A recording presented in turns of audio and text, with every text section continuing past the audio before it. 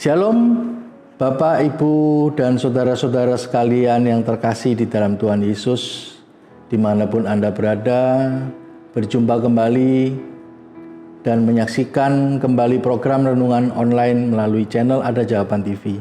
Dan menjadi harapan kami, saudara-saudara semua tetap sehat, sejahtera, dan aman dalam perlindungan Tuhan Yesus yang senantiasa menyertai kita semua. Kali ini kita bersama-sama belajar sebagian dari kebenaran firman Tuhan. Kiranya Roh Kudus menyertai kita, dan mari kita menyerahkan diri kita untuk diubahkan melalui firman yang kita dengar kali ini. Pertama-tama mari kita bersama-sama membuka Alkitab kita dalam Roma pasal yang keempat ayat yang ketiga. Di sini tertulis, yang saya bacakan. Sebab apakah yang dikatakan nas kitab suci? Lalu percayalah Abraham kepada Tuhan, dan Tuhan memperhitungkan hal itu kepadanya sebagai kebenaran. Bapak, Ibu, dan Saudara, apa yang menyebabkan percayanya Abraham diperhitungkan sebagai kebenaran? Padahal pada zaman Abraham, agama Kristen belum lahir. Alkitab belum ditulis lengkap. Bahkan Taurat Musa pun belum ada. Dan kalau kita bicara soal agama, maka agama Abraham kemungkinan besar adalah agama Mesopotamia kuno yang jelas menyembah banyak dewa. Jadi perlu kita pikirkan, Bapak Ibu, model percaya seperti apakah yang dimiliki Abraham sehingga dia diperkenan Tuhan. Bapak Ibu, mari kita membahas sekelumit tentang kehidupan Abraham. Kita semua tahu Abraham tinggal di Ur Kasdim, sebuah kota besar di zamannya, sebuah kota metropolitan, dan Abraham hidup dalam kondisi yang makmur. Bisa saja Abraham menjawab panggilan Tuhan dengan tetap tinggal di zona nyamannya. Ya, saya bisa percaya kepada Engkau Tuhan, saya mau percaya kepada Engkau. Tetapi saya tetap tinggal di kota ini. Allah memanggil Abraham hanya dengan mengatakan, keluarlah engkau ke tempat di mana aku akan menunjukkannya. Tuhan tidak memberikan tujuannya. Tuhan tidak menunjukkan kemana Abraham harus pergi. Jadi kalau seandainya ada orang bertanya pada waktu itu kepada Abraham, Pak Abraham, mau kemana? Nggak tahu. Ya, saya hanya mengikuti panggilan Tuhan. Iya, panggilan Tuhan kemana? Nggak tahu. Ya. Jadi sekalipun Abraham hidup nyaman di kota yang besar, Abraham tetap memilih untuk taat memenuhi panggilan Tuhan dengan keluar dari kota itu. Bisa dibayangkan ya Bapak Ibu, orang-orang pasti terheran-heran. Ya. Abraham memilih untuk keluar dari zona nyamannya, memenuhi panggilan Tuhan.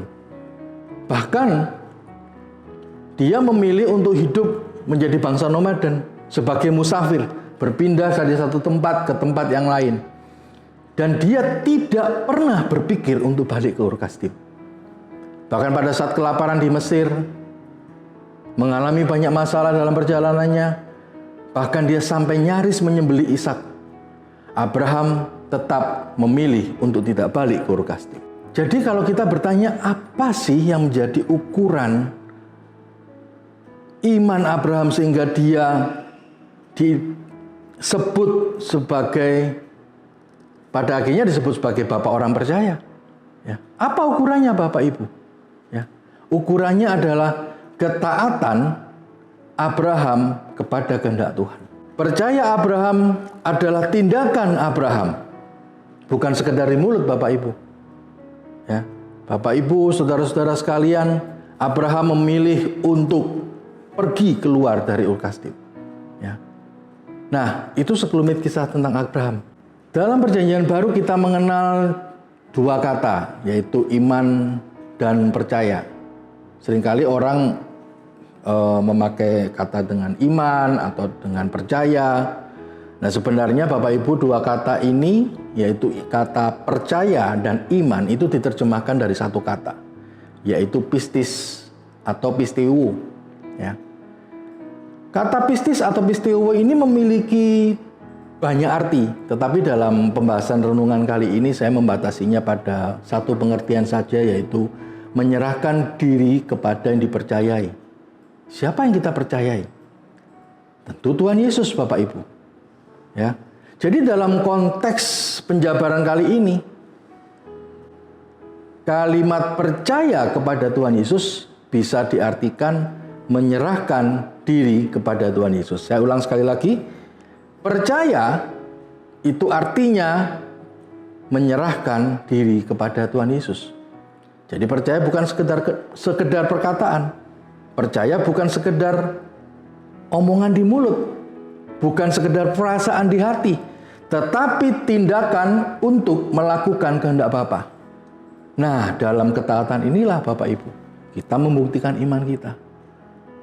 Nah, di zaman seperti ini, ya, saat Alkitab sudah tertulis lengkap, ya, dengan Tuhan Yesus sebagai teladan peraganya, apa sih ciri orang percaya zaman ini? Yang pertama, orang percaya sangat percaya atau bisa dikatakan mengimani bahwa segala sesuatu yang terjadi di dunia ini ada dalam kehendak dan kontrol Tuhan. Dia menyerahkan dirinya kepada kontrol itu, ke dalam kontrol tersebut, ya. Dan dalam hal ini tindakan orang percaya itu adalah tunduk pada kedaulatan Allah. Menerima segala sesuatu yang terjadi dalam hidupnya sebagai kedaulatan Allah. Yang kedua, karena sudah berserah kepada kedaulatan Allah, orang percaya tidak khawatir karena menaruh seluruh hidupnya ke dalam tangan Tuhan. Orang percaya tidak fokus hanya pada kuasa Tuhan untuk memulihkan keadaannya, untuk menyelesaikan masalahnya, tidak memohon-mohon hanya pada kuasa Tuhan karena dianggapnya Tuhan itu adalah satu pribadi yang berkuasa lebih dari dirinya. Tetapi orang percaya fokus pada rencana Tuhan dalam hidupnya. Sehingga dengan demikian, rencana Tuhan dalam hidupnya bisa tergenapi. Baik secara umum, ya dalam hal ini secara umum itu bagaimana dia menjalani hidupnya, bagaimana hubungannya dengan sesama manusia, ya, yaitu berdampak bagi sesama. Atau secara khusus, artinya mencapai tujuan utama untuk sekarakter dengan Kristus. Ya. Dan yang ketiga, di dalam ketenangannya, dalam kondisi yang tidak khawatir itu, orang percaya memahami tujuan hidupnya. Dia paham sekali bahwa dia hidup hanya untuk melakukan kehendak Bapa. Sehingga dia bertanggung jawab. Dia memahami bahwa tubuhnya adalah bait Roh Kudus. Maka dia harus menjaganya. Maka dia harus menjaga kesehatannya. Maka dia harus mengelola hidup dengan benar. Dia paham juga bahwa keuangannya, keluarganya, semua adalah milik Tuhan. Maka dia berusaha menjaga semuanya berjalan sesuai dengan yang diinginkan Tuhan. Ya. Terlebih lagi, dia juga berjuang mengalahkan dosa dan segala keinginan dagingnya. Ya Bapak Ibu Saudara sekalian, memang menyerahkan diri kepada Tuhan itu sesuatu yang abstrak, ya. Tapi memang untuk itulah kita dipanggil, Bapak Ibu. Untuk itulah kita harus hidup, ya. Nah, yang keempat, orang percaya aktif mencari Tuhan. Dia belajar mengenal Tuhan dan berjuang untuk hidup dalam kehendak-Nya. Saya memakai istilah orang percaya itu sebagai seorang truth seeker, ya. Truth seeker, seorang pencari kebenaran. Maka dia memakai segenap hidupnya untuk belajar mengenal Tuhan. Belajar mengenal pribadinya, bukan cuma kuasanya, Bapak Ibu. Mengenal pribadinya, apa yang dia kehendaki. Sehingga dia bisa memahami kehendak Tuhan, kemudian dia berjuang untuk melakukannya. Kita paham bahwa orang yang masuk ke dalam kerajaan Allah hanyalah mereka yang melakukan kehendak Bapa. Matius 7 ayat 21-23. Ya, jadi bukan hal yang sederhana Bapak Ibu. Ya. Yang kelima, orang percaya sangat memahami bahwa iman bukanlah alat untuk mengatur Tuhan, tetapi alat untuk kita bisa memahami kehendak Bapa dan melakukannya. Jadi iman itu bukan sesuatu yang untuk kita narik-narik kuasa Tuhan, untuk mengatur Tuhan, memakai nama Yesus untuk supaya Allah Bapa, supaya Tuhan Yesus itu menjawab doa-doa kita sesuai yang kita mau, bukan sesuai yang Dia mau. Ya. Jadi mari kita bersama-sama memahami bahwa iman itu bukan untuk mengatur Tuhan supaya melakukan apa yang kita kehendaki, tetapi iman adalah alat kita untuk memahami kehendak Bapa. Ya Bapak Ibu, dari tadi saya tidak menyebut orang Kristen ya Bapak Ibu. Orang Kristen dalam pemahaman saya, orang Kristen dengan orang percaya itu memiliki pemahaman yang agak berbeda. Sebab tidak semua orang Kristen itu adalah orang percaya Bapak Ibu. Tidak semua orang Kristen itu hidup seperti yang Tuhan hidup. Maka saya memakai istilah orang percaya dalam renungan hari ini. Tapi orang percaya adalah orang yang berusaha hidup seperti Kristus hidup. Maka dalam memperagakan iman atau percaya, itu kita benar-benar berusaha memahami apa yang Tuhan mau. Memperagakan iman dan percaya bukan berarti menaruh diri menantang bahaya Bapak Ibu. Ya. Menghindarkan diri dari bahaya juga satu bentuk dari peragaan iman. Apa jadinya kalau seandainya Yusuf tidak lari ke Mesir saat Herodes membunuh bayi-bayi di Bethlehem? Apa jadinya kalau Musa tidak dihanyutkan ke sungai oleh ibunya demi menghindari pembunuhan dari Fir'aun?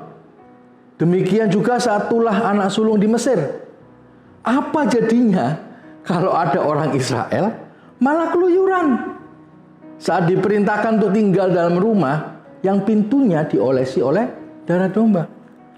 Banyak contoh-contoh lain dalam Alkitab Bapak Ibu yang menyontohkan bahwa menghindari bahaya adalah cara kita juga memperagakan iman. Dan banyak contoh-contoh lain dalam Alkitab yang menunjukkan bahwa menghindari bahaya adalah cara kita memperagakan iman.